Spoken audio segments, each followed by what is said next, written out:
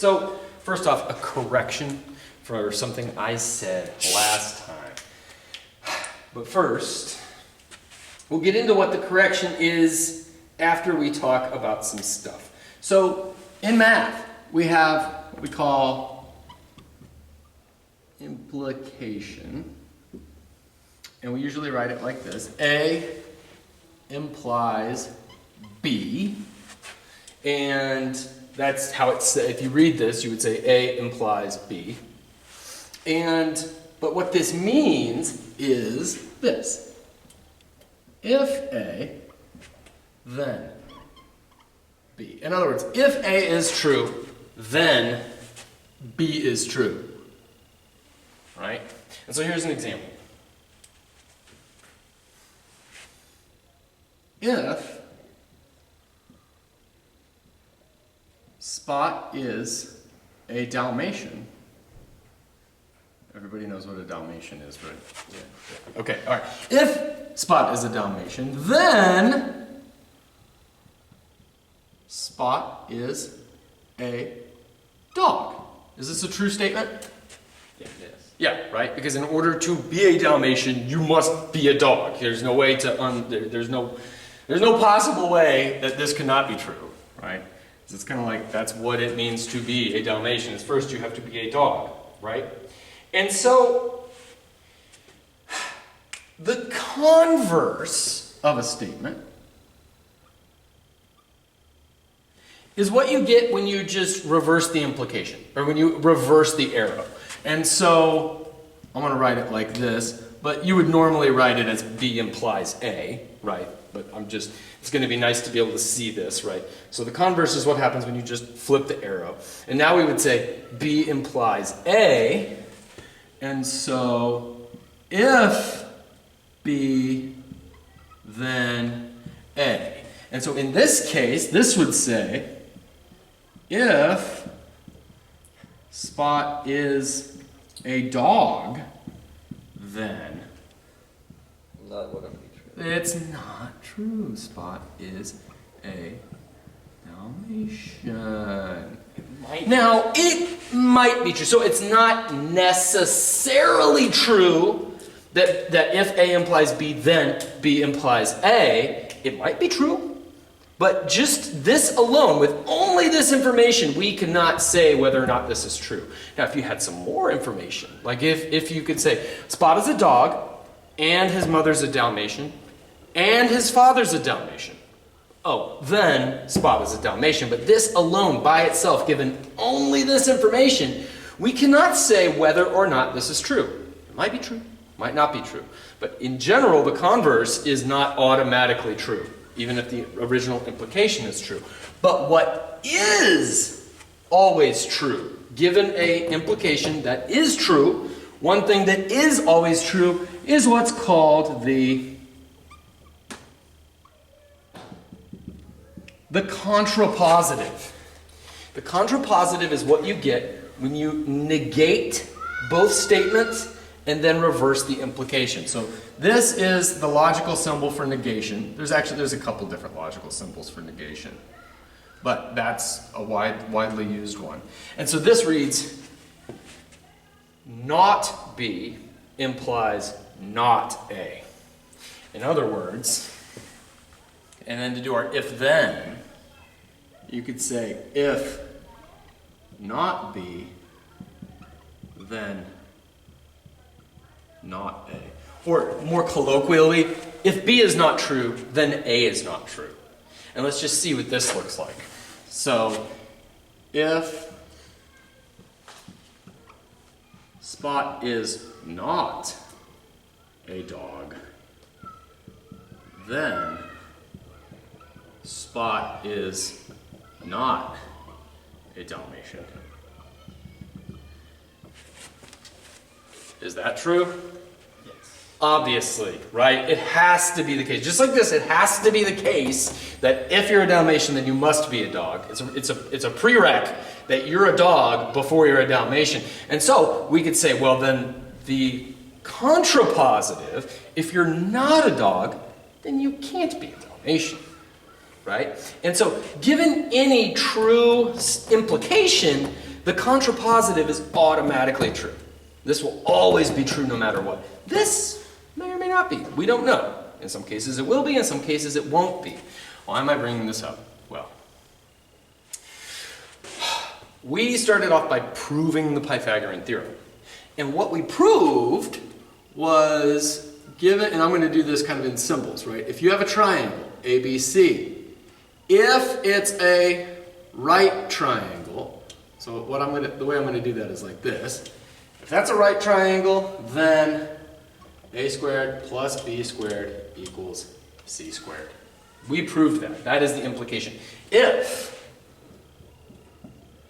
the triangle ABC is a right triangle, then a squared plus b squared equals c squared.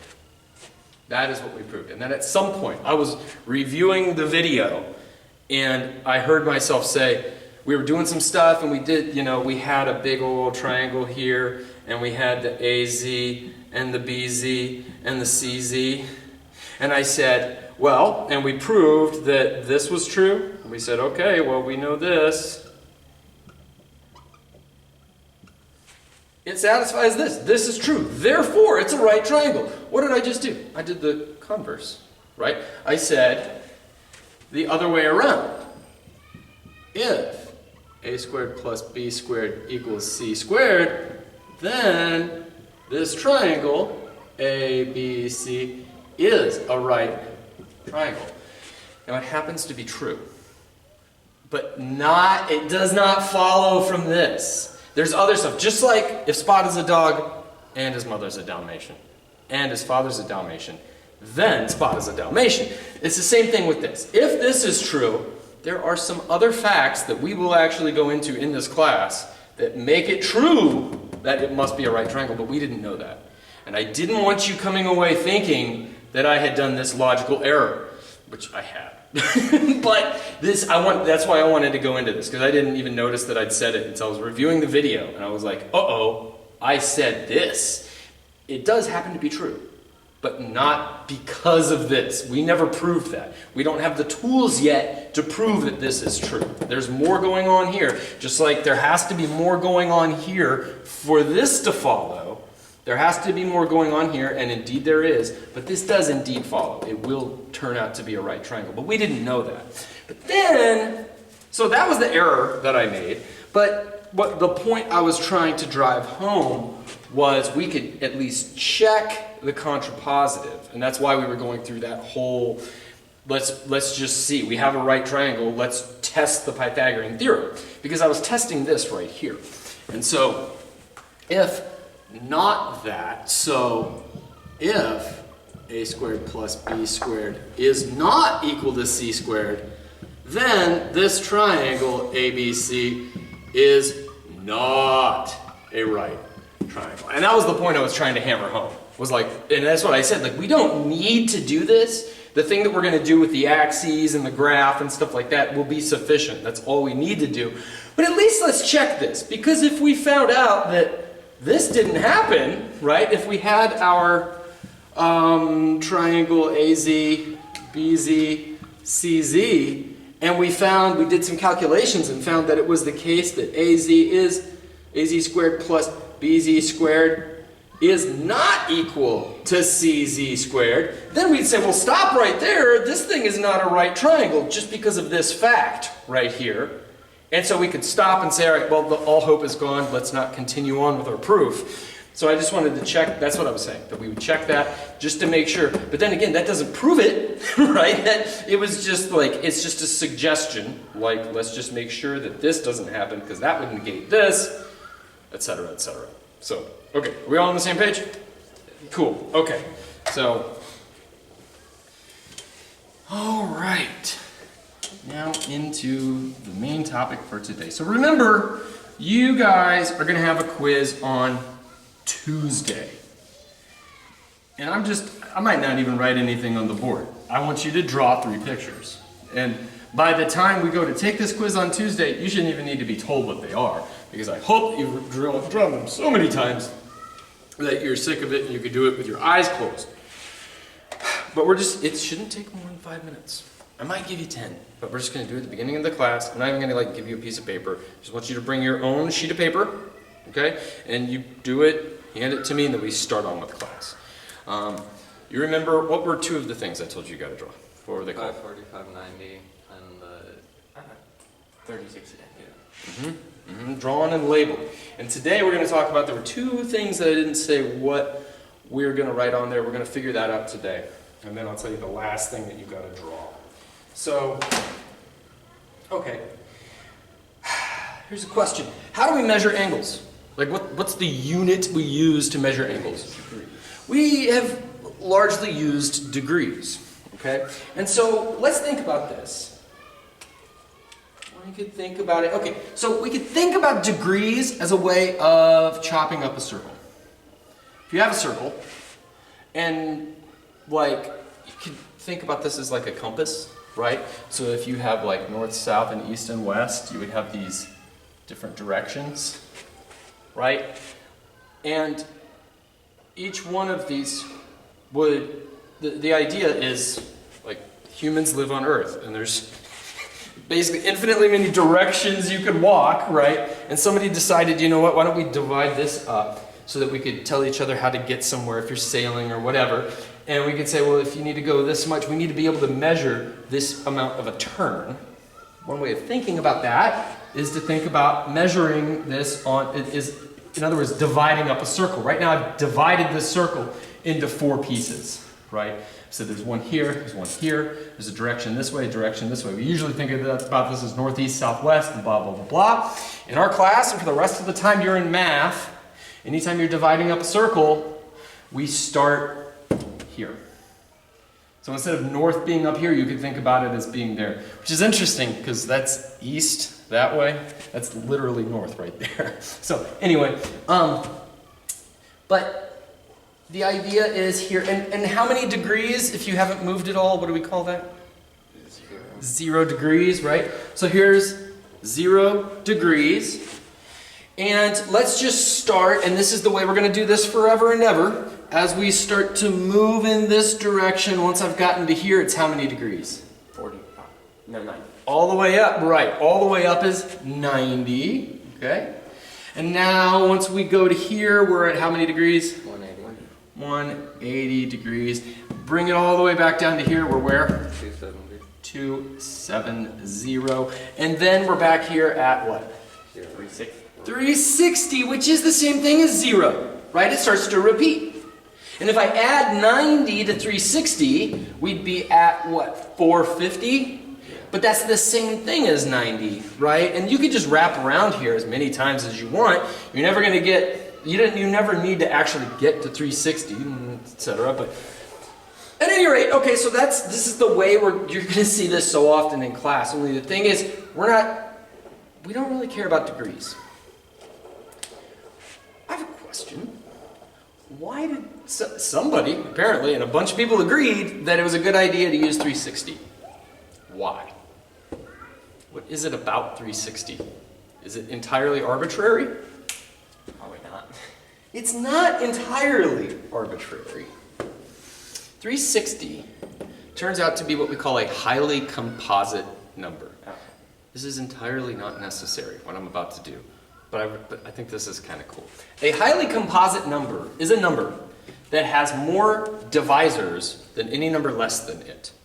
So let's just look at this. So here's a number. We're going to do this. N. And we're going to start with 1. And here I'm going to put the number of divisors. Well, 1 has 1 divisor. It's 1. And of course, we're not talking about, we're talking about integers here, or actually whole numbers, right? Natural numbers. So 1 has 1 divisor. 2 has 2. 2 and 1, right? 1 in itself. How many does 3 have? 2. Again, it's a prime number. All prime numbers have only 2 divisors. 1 and itself. What about 4? 3. No, 4. 1, 4. Oh, no, 3. Yeah, 1, 4, and 2. Yeah, 4. So it's always 1 in itself. That's always the case. There are at least 2, except in the case of 1. And then 2 also. So that's a total of 3. Now check this out. 2 is a highly composite number. 3 is a highly composite number, right? So this has more than anything before it, okay? This does not have more divisors than anything before it, but 4 does, right? 5 has 2 divisors because it's prime. 6 has how many divisors? 1 in itself. 4. Oh, and 2 and 3. 2 and 3, so it has a total of 4 divisors. So it's a highly composite number. I'm going to put a little star right here. That's a highly composite number. That's a highly composite number. Oh, missed him. That's a highly composite number. Because again, right, it jumped up, and before that there was no 3. Is 1 a highly composite? I don't know. It would be, it's weird. Like, yeah, that's another question. Is 1 prime? Yeah. It's one of those silly questions that probably isn't consequential. But I'll bet you somebody spent like years working on that. And anyway, 7 is prime, so it has 2. What about 8? 1, 2, 4, 8. 4, 8. So it has 4. It's not more than the previous one. So it's not highly composite. We're almost done here. I just want to go a few more. 9. 1 in itself. And 3. And 3. So it's even less than the one before it. So it's that. 10. 1, 2, 5, and 10. So 4. So not higher, not highly composite. 11 is prime, so it's only 2. What about 12? 5. Right. 1, 2, 4, 3, 6. No, wait. 1, 2, 3, 4, 6, 12. 1, 2, 3, 4, 6, and itself is 12. Is that 6? Yeah. Yeah, so that's a highly composite. These are highly composite numbers. They could be divided in, they have more divisors than anything else. 360 is a highly composite number. And why 360? Why not the one before it? It turns out 180 is also a highly composite number. Oh, so is 90? 90 I don't think is. It may or may not be. I'm not sure on that one. 2 times this is, so 720 is a highly composite number. Another interesting highly composite number is this one. That's a highly composite number. Actually, Plato said that this is the ideal number of citizens in a city. The idea being, so it's highly composite, meaning you could form committees, right? If you need, I need to break this into 2 people, you could do it. I need to break this into a group of 12 people, you could do it, right? And also, it's not too many, right? Like any more than this is back before there were like, you know, like PA systems. Like you can't, you could only shout so loud, right? And so you have like the leader of the city can only address about 5,000 people, right?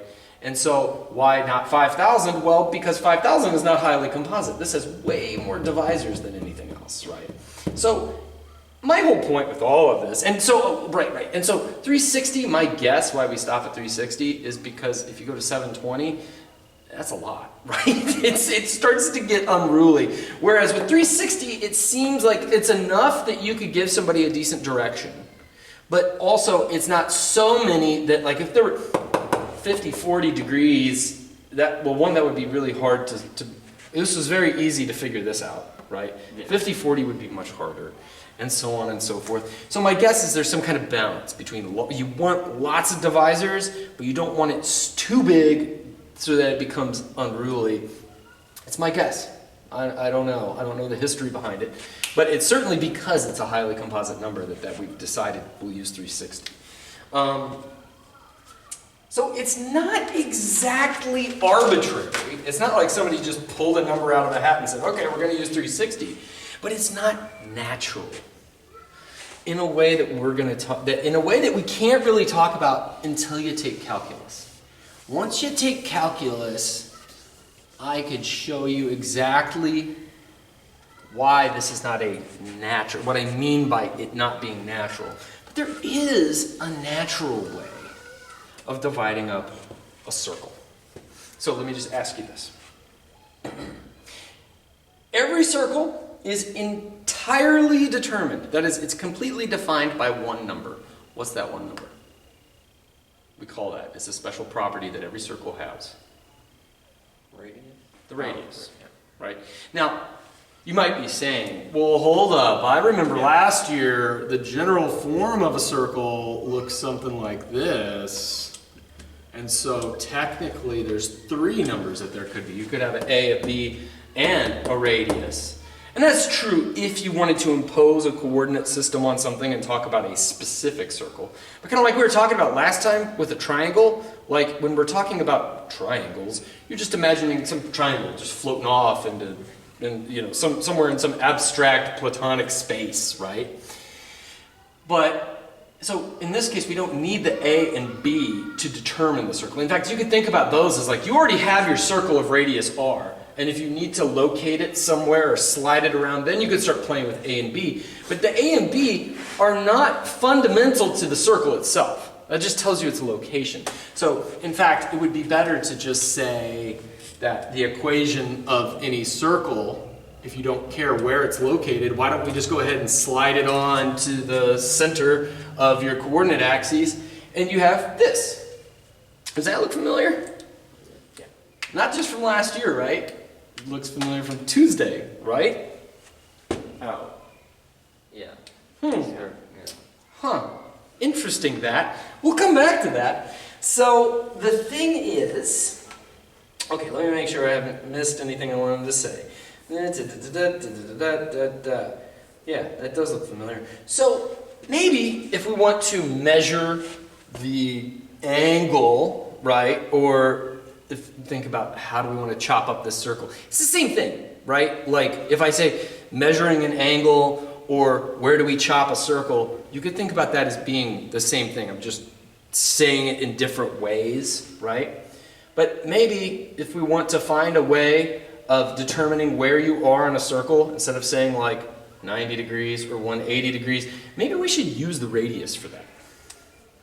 We should use the circle's own radius, and let's just see what happens when we do. So the radius is some length, right? It's r, and if I wanted to, I could say this is r units long. Now if I imagine I take a piece of string and place it right here, and a piece of string that's r units long, and I just wrap it around on this circle, it'll come to about here. That is this segment right there, that length is r units. Inches, meters, whatever, right? There's r units right there. And if I continue on wrapping my string, so I take my string, I note where it is, then I take it and I move it over again. It comes to about there. Another r units. So you could say 2 radiuses will get you to about here. So that's, if you think about it, this is a way of measuring angles, right? Like you could say 1 radius, and this is actually called radians. 1 radian would be the angle you would get right there if you swept out a total of 1 radius on the circumference of the circle. Everybody with me? What I'm doing here?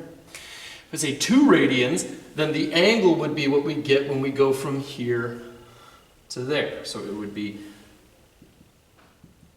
this angle from there to there, right? And for today, I'm not going to be doing that, but for the rest of the class, whenever we do an angle, right, and we want to say, like, here's a coordinate axis, coordinate axes, and I have some angle over here, and I want to specify it's from here to here, I would do that. I'm not going to do that today because, as you'll see, it'll be too many little lines right here. We won't be able to see what's going on, so I'm not going to do that right now.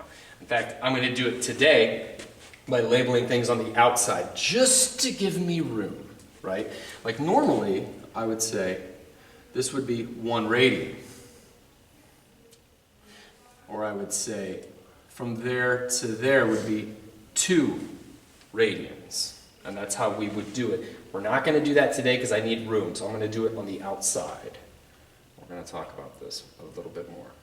So if I continue on, I take my string and I move it along right here, I would end up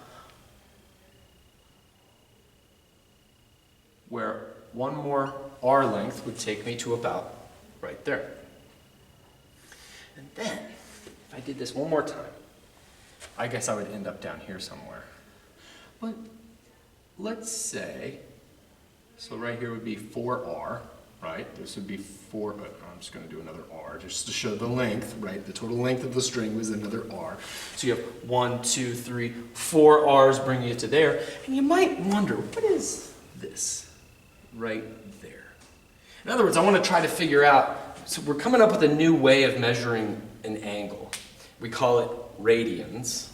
And I want to figure out how many radians are there to get me to 180 degrees. In other words, what's the straight line angle measure? We know the straight line angle measure in degrees is 180. What is it in radians? And so you can imagine that you take your string right here, and maybe you mark it. Boop. You make a mark right there. And so then you get out your string and you measure it. And so there's that. And I'm trying to measure this little bit right there. And let's say that I started off with a string that was exactly 1 meter because my circle was exactly 1 meter. And I put a meter stick right next to it. That's a ruler, by the way, in case you guys don't know. I put that right there. What you'd find, if you go to measure it, right? So you'd have 0.5 of a meter right there. You'd have 0.25 of a meter right there. And you want to say, what's that extra little bit right there? And well, you'd have to get way down. And if your meter stick is really, really, really good, you might even be able to measure millimeters and stuff like that. Any guess what this would be right here? What that length is? I could tell you what it begins with. 0.1, 2, 4, 5, 1, 5, 9, 2, 6, 5, and so on and so on. That's the 3.141, because there's 3 radians. Think about it, right? Like, what's the circumference of a circle? What's the circumference of a circle? 2 pi r. 2 pi times the radius. So half of that, half of the circumference of a half circle is what? Pi times radius. Pi times radius. And what did our string read? 1, 2, 3.14159. So 3.14159, etc., etc., etc. times r is what our string would tell us. If we wrapped it around, we would find that it's that length right there. In other words, pi times the radius.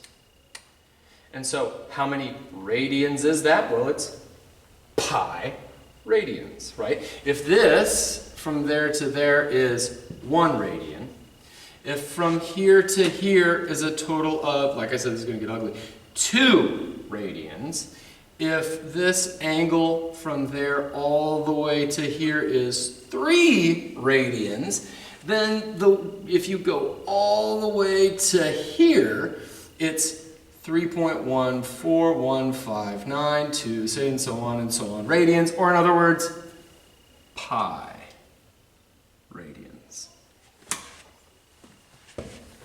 So when you measure angles based on the radius of a circle, you end up finding that 180 degrees is the same thing as pi. And so the unit here is radians. We call it radians. So instead of 180 degrees, we would say pi radians. Thing to note is we usually do not use a symbol for this. I'm not going to, well, in a second I'm going to do this. You could do this, pi rad, so that you know what you're talking about. But anytime you don't see this little degree symbol right there, assume that the measure is radians. So if you see an angle measure of 4, you're going to say, oh, they must be talking about radians, and that would be this guy down here. 1, 2, 3, 4. Any questions? Okay. Your book does a good job of covering this stuff too. So I would suggest if you really want to lock this in, read this bit in your book, and when we come back on Tuesday, we're going to have more. I'll assign you some homework with this type of stuff. Well, for right now, we need to do some work. We need to do some of this. So, okay.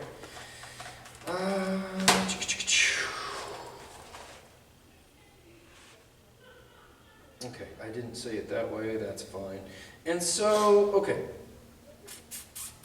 Yeah, we're always going to use radians in this class. Almost always. The only time we're going to use degrees, it'll be like in a homework problem where there are like an application type problem.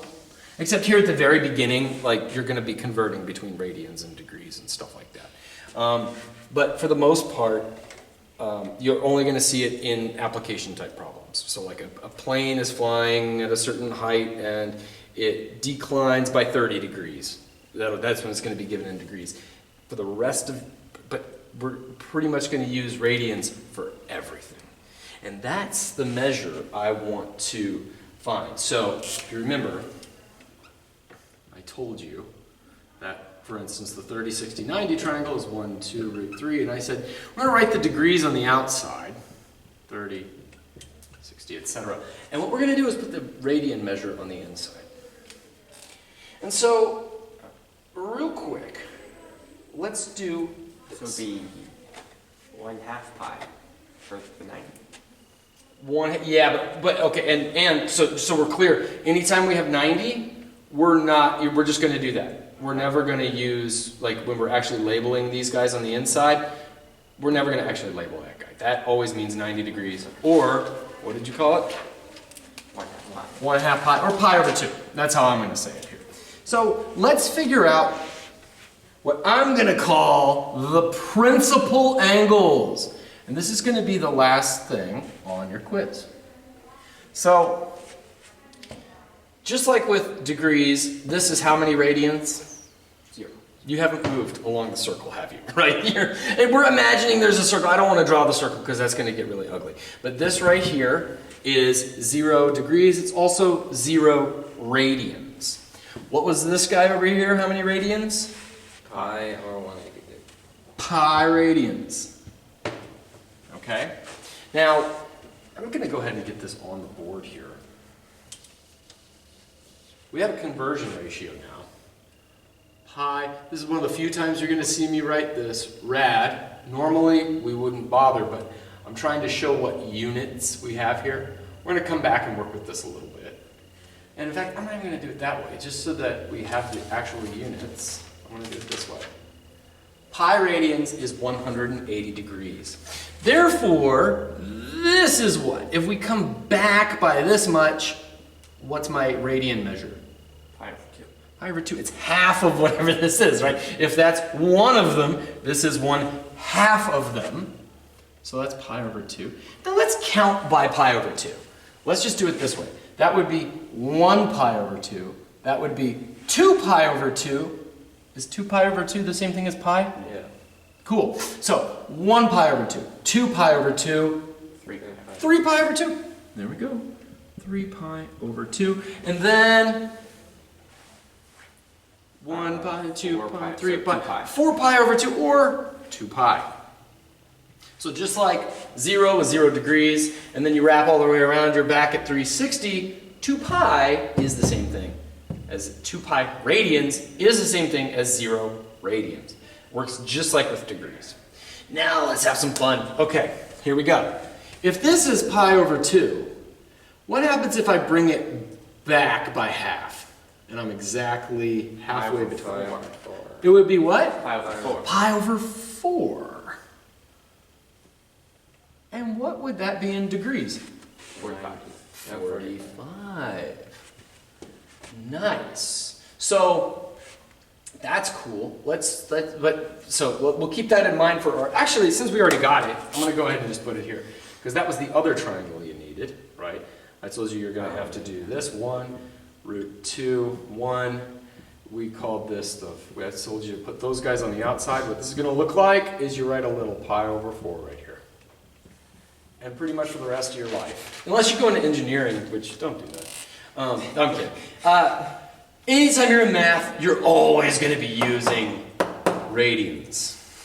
Always. And so this is how we're going to do it. For your quiz, I'm going to have you put the degrees on the outside, and then after you're done with that quiz, you will have written those so many times that we're going to say, you know what, from now on, don't bother. But as you're practicing this, please just keep them. But this will be the only time that you're going to have two different measures of an angle in one place. But it'll be good to reinforce, as you'll see in just a second. You'll see. Okay, so let's count by pi's over 4. So here's 1 pi over 4. 2 pi over. 2 pi over 4. Is that the same thing as pi over 2? Yeah. Nice. And then what would this be? 3 pi over 4. 3 pi over 4. There's 3 pi over 4. Okay. And then what comes next? After 4 pi. 4 pi over 4, which is the same thing as pi. And then what? 5 pi. 5 pi over 4. Then what? 6 pi. Is that the same thing as 3 pi over 2? Yeah. Yes. Yep. And then what? 7. 7 pi over 4. There we go. We are constructing the picture that you will be drawing as part of the last bit. Okay? We're getting there. So now, let's go ahead, let's knock out this 30 degrees. Here's the thing. I want to convert one unit into another unit. I want to go from degrees into radians. And so, what I'm going to do is this. See, we could take, this gives us what we call a conversion ratio. What I like to call a conversion ratio. And if I want to take 30 degrees, and the thing is, I want this unit to go away. The only way to make a unit go away is to multiply by a ratio where that unit is on the bottom. So that'll cancel out. And what units do I want? Radians. Radians. They're called radians. Degree is to radian as I don't know, something. And so what do I put where? What is that ratio? It's 2/3 times pi over 2. Wait.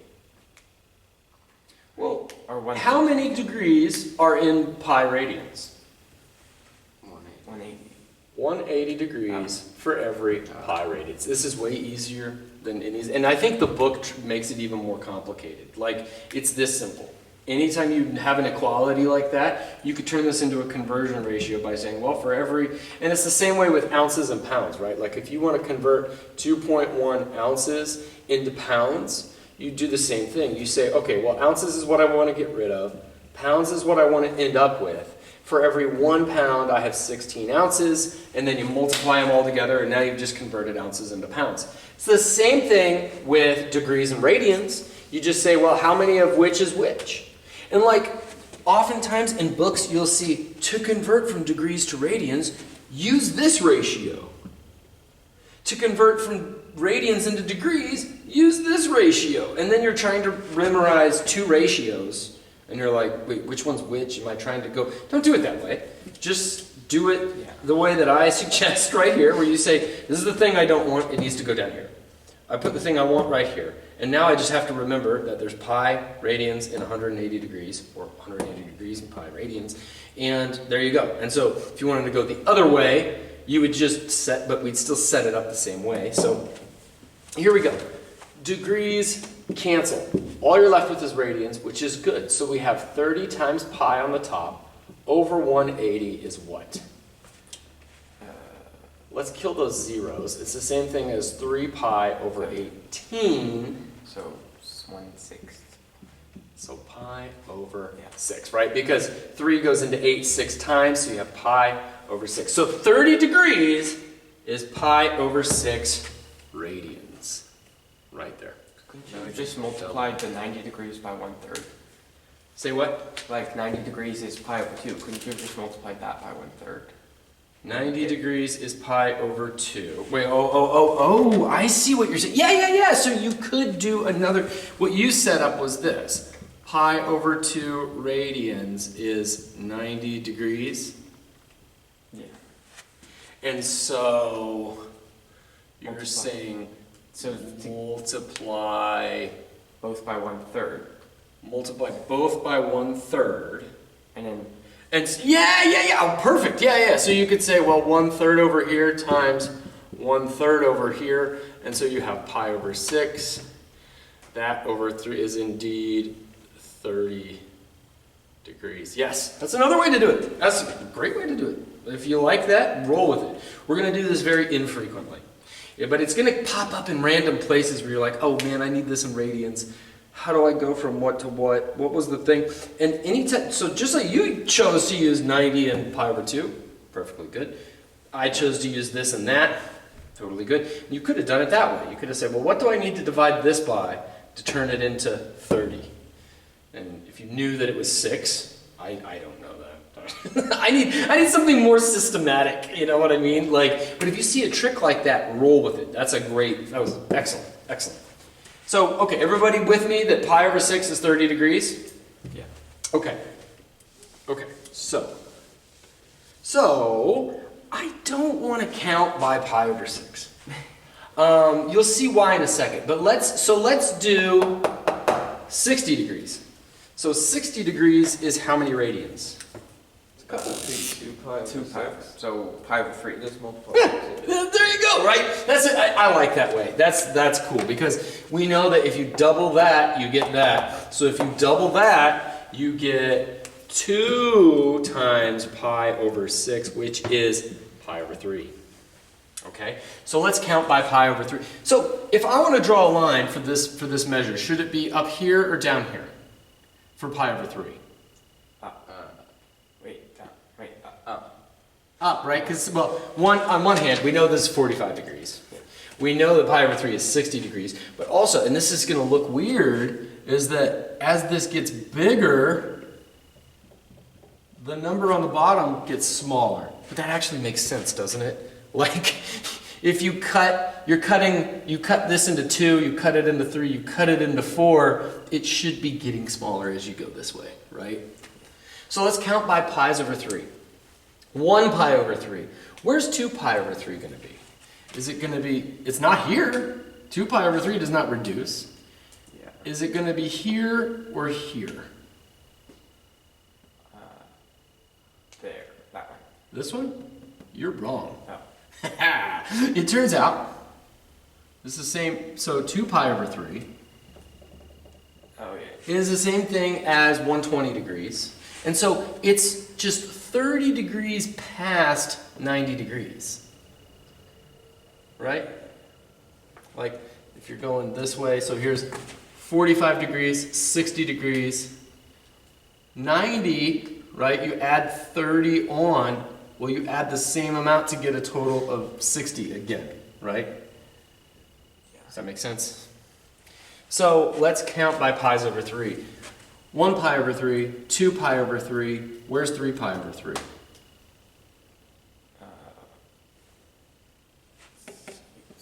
Oh, yeah. 3 pi over 3. Okay, so then 4 pi over 3. So the same way that pi over 3 brought us all the way up to here, this is going to bring us all the way down. And actually, if I were doing this really well, this is the same line right here.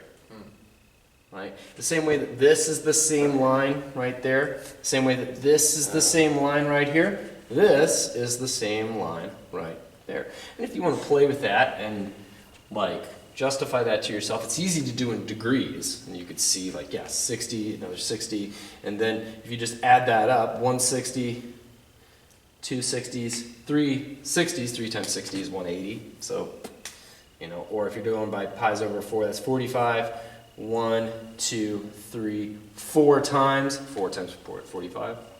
This would be 180. And so, okay, 1 pi over 3, 2 pi over 3, 3 pi over 3. This is 4 pi over 3. And by the same reasoning as we did above, 5 pi over 3 should come up right here. And it's going to be the same line as this guy.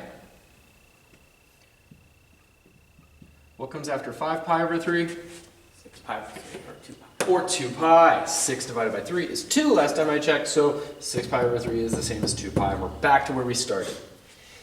Now, we are, yeah. It's, and so and again, like one thing to notice, I didn't measure, you notice I didn't measure any of these. I'm looking for qualitatively accurate, right? This, you should be able to get the pi over 4 generally right, because it's halfway between. But then this guy, the rest of the guys that we're going to do, whatever, as long as they're not in the wrong place altogether, this is generally the picture we're trying to construct. Now, I said I didn't want to count by pi over 6, and just to show you why, like pi over 6 is 30 degrees, so it's down. Notice by 15 degrees, right? 15 plus 30 is 45, plus another 15 gives you 60. And so there's 15 degrees between these two guys, meaning that pi over 3 and pi over 6 are the same distance away, right? It's the same angle measure away, which obviously I did not draw that right, but anyway. So here's pi over 6. I'm going to show you why I don't want to count by pi over 6. 1 pi over 6, 2 pi over 6, 3 pi over 6, 4 pi over 6. Finally, we get to 5 pi over 6, but there's a better way of doing that. What comes after 5 pi over 6? If I'm counting by pi's over 6. 6 pi over 6, which you know is right here. So what's 1 back from 6 pi over 6? 5.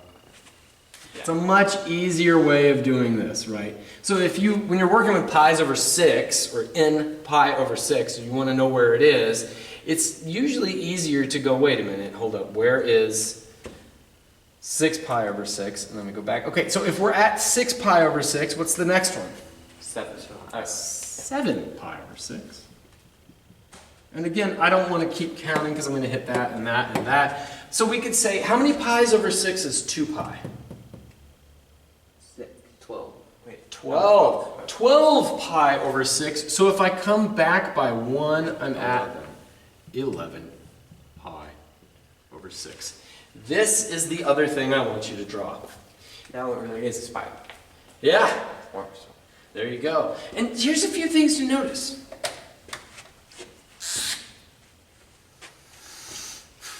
We've reduced every one of these fractions, haven't we? Yeah. Every single one of these fractions is in reduced form.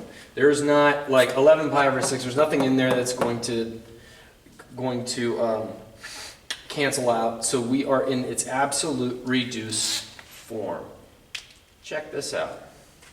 You notice where the 6's are, right? If it's over 6, there's basically 4 positions it could be in. If your reduced measure is over 6, then it's either here, here, here, or here. If your reduced measure is over 4, it's either here, here, here, or here. The only other position are the up and down positions, right? The over 3. And so if your reduced measure is over 3, it's either down here or up there. If it's over 2, it's either straight up and down. And if it's, well, then those are just easy. You should just know that that's pi, and that's 0 and 2 pi. And so, where's the other thing? Oh, and so wait a minute. What's the measure right here for the 60 degree? Pi over 3. Pi over 3. This is why I want you to write this 1,000 times. It's so easy to go, oh, pi over 6, that's 60 degrees. It's the 6, and it's 60. And the pi over 3, you go, oh, that's 30 degrees. It's the 3 and the 30. No! Right? This right here, I want you to do that so many times that by the time you take this quiz on Tuesday, you won't make that mistake anymore. Okay? So what we have on the board right here would be 100. 100 points. Or 100%, right? Like, this is exactly what I want you to draw. That's exactly what I want you to draw. Let's make sure I didn't mess this up. 1, 2, square root 3, yes. 1, 1, square root 2, yes. 45, 45, yep, pi over 4 is 45. Root 6, or pi over 6 is the smaller one, pi over 3 is the bigger one. Root 3, that's it, right there. And then this guy, right there. You notice I drew this really big. When you draw it on your paper, it's probably going to be smaller. One thing I end up doing, like if you do this or not, I don't care. I'm just saying one thing I do to kind of make so that things don't collide is I'll make some longer and some smaller. So this is pi over 4, this is pi over 6, this is pi over 3. If you want to do that, that's cool. If you want to make it so big that nothing collides, that's cool too. I really don't care as long as it's accurate. Like your pi over 6 should be on the bottom. Your pi over 3 should be on the top right here. Right? And so on and so forth. I'm not going to be looking to see if these are straight lines. And like, look at the way that I constructed it. I didn't make straight lines for each one of these, so I don't care. But it's good to know that they are straight lines, that the pi over 3 here and the 4 pi over 3 down here are on a straight line. That's a really good thing to notice. One way you might want to construct this as you're doing this, let me check time for, oh, we're good, excellent. So one way you might want to construct this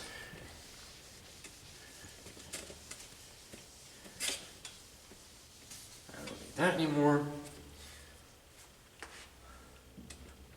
is to think about it in this way. So you know that the pi's over 3's are the ones that are up here and down here.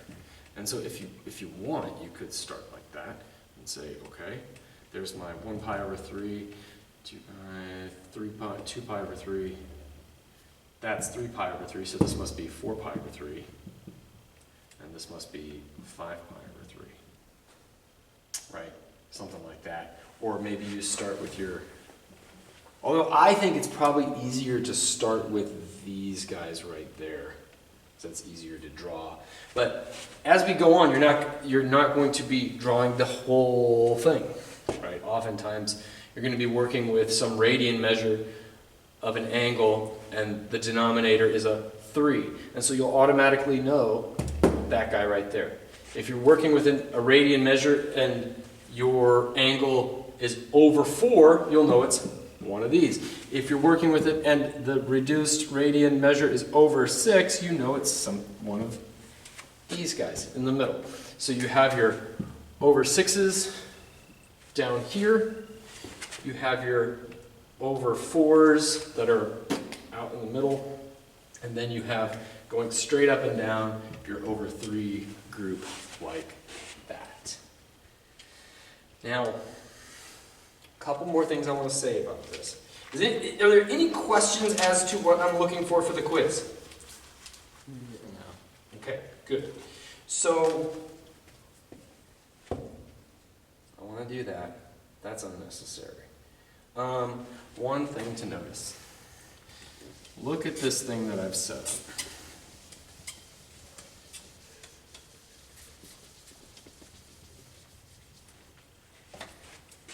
And let's think about this triangle right here.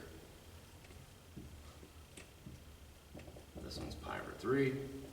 This one's pi over 6. This is just going to give you an idea of some of the usefulness of having this picture in your head. And you know that this is 1, 2, square root 3. And so if you have some kind of problem that you're working on, where, let's say, I want to do it that way.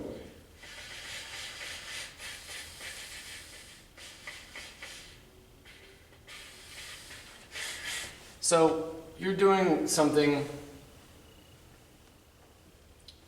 you've been given that something is occurring at 2 pi over 3. And so you know that 2 pi over 3 is there because you have this locked in your head. And then you could say, well, hold up. This measure from here to here is pi over 3.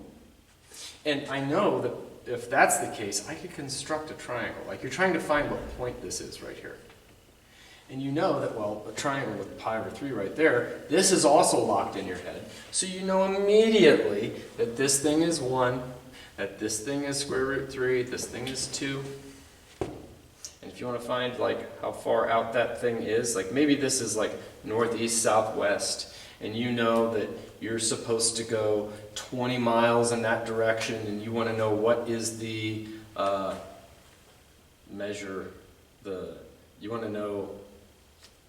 you want to know where you are on a grid, and you're going 20 miles right there, well, 20, remember what we said about scaling triangles? As long as I multiply every side, everybody stays the same.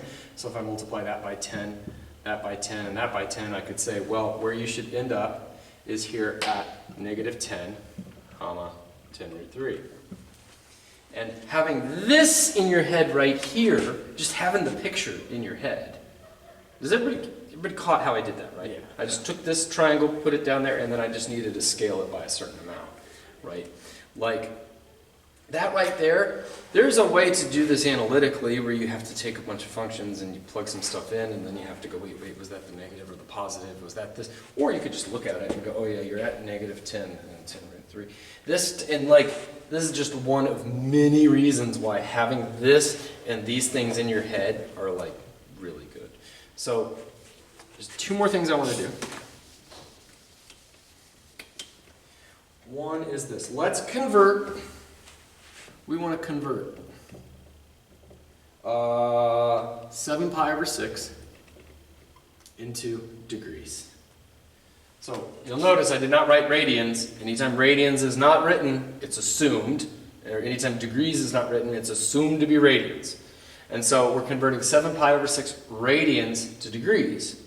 One way of doing this is to say, like we did before, we set up a ratio where we say, okay, radians is the thing I want to kill. So I go radians down here, I go degrees on top. It's what over what?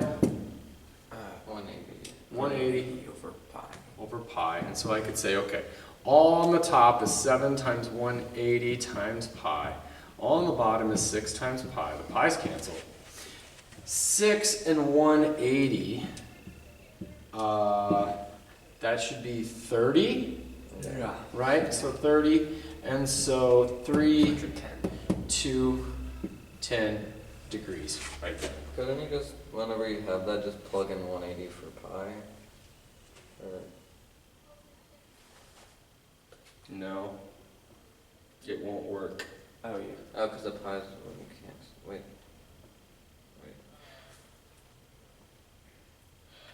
Yeah, no, in this case, if there's a pi. The thing is, you'll have to also convert 5 radians into degrees. If there's a pi, yes, because effectively, what have you done? You're right, like, because what we have just done is we've canceled the pi's, and what has left over is that. So yes, you could. That's going to mess you up when I tell you to convert 5 radians into degrees. Because where's the pi? Right? And so you'll have to know, okay, well, I'm going to have to put pi on the bottom and 180 on the top.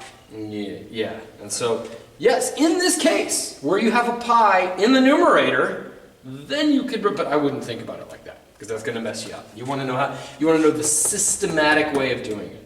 But here's this is the really cool thing about this. Let's just look at this. We're 7 pi over 6. So There. it's just 180 plus 30. There you go, 180 plus 30, right? Because if that's 180 degrees, and you know that pi over 6 just brought you another 30 degrees right there, and that's another thing that is something to notice right away, is that if it's over 6, then this from here to here is 30. If it's over 3, then this from here to here is 60. Ditto, whenever you're measuring to the x-axis, we'll talk about this. This is what we call a reference angle. This is going to be super important for the rest of this class. But if it's over 3, the reference angle is always going to be 60 degrees, because the distance from there to there is 60, or the measure from there to there is 60. With pi over 6, from there to there is 30. Pi over 6, ditto right there, from there to there is 30.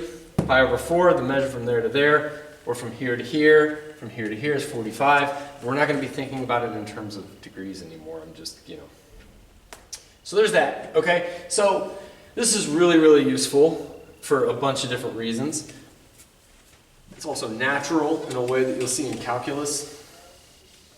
Now, finally, what I want to do before we say goodbye is I want to... Can either of you time me? Like, do you have a timer? No. I can count. Yeah. That's okay. I was just curious. We don't need that. I'm just curious. I'm going to show you, and I was going to say if we time you, I was just going to give you double the time. But this is what I'm looking for the quiz, okay? I want you to see just how quickly I could do this. I'm not going to like rush or anything like that. I'm going to show you, like, you should be able to do it about as fast as I could do it right here. So one of them is going to be like this.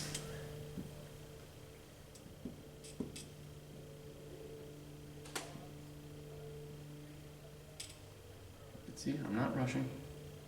I'm not rushing at all. That's one.